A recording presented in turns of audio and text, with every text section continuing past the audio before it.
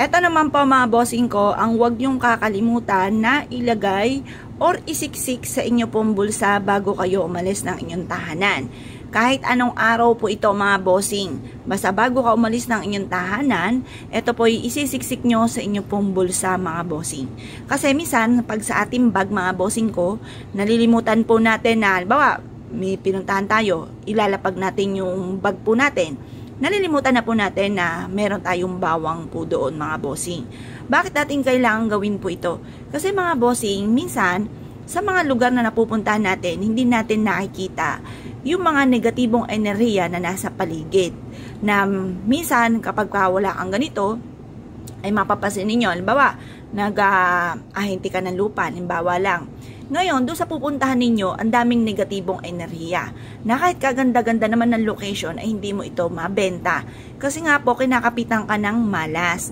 Ngayon, kaya kailangan meron kang pantaboy na mga kamalasan kagaya ng bawang na ito, mga bossing. Upang sa ganon, kung may mga negatibong enerhiya, hindi kakapit sa iyo at minsan nga po kahit pangit pa yung location, sinuswerte ka, mabibili po yan. May mga ganon mga bossing. Kaya minsan mapapansin mo, bakit kaya ganon? Mura naman to. Kung ako may pera, ako nang bibili nito. Yung mga ganong mga salitain, di ba mga bossing?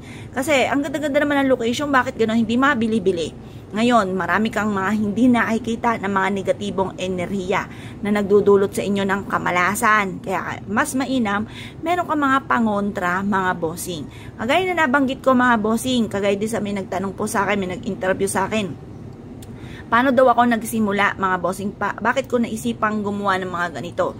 Unang-una mga bossing, alam ko sa aking sarili na ako ay napakasipag.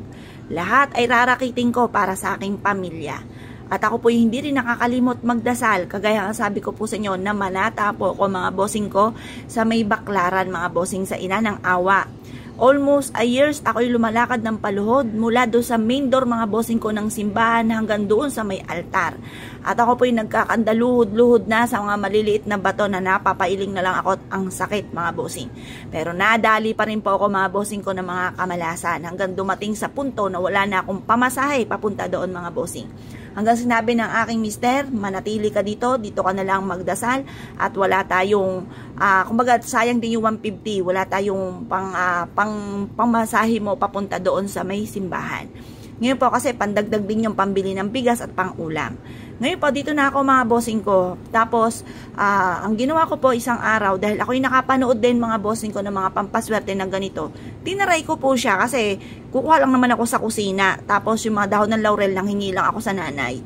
Tapos, yung mga ganun mga bossing. Tapos, may mga pagkakataon na talagang hindi ako makapaniwala. Halimbawa, ako'y taya ng taya, hindi man ako nananalo. Abay, nagsunod-sunod ang mga pagtama ko mga bossing kasi meron dito nilalakad lang yung tindahan mga bossing.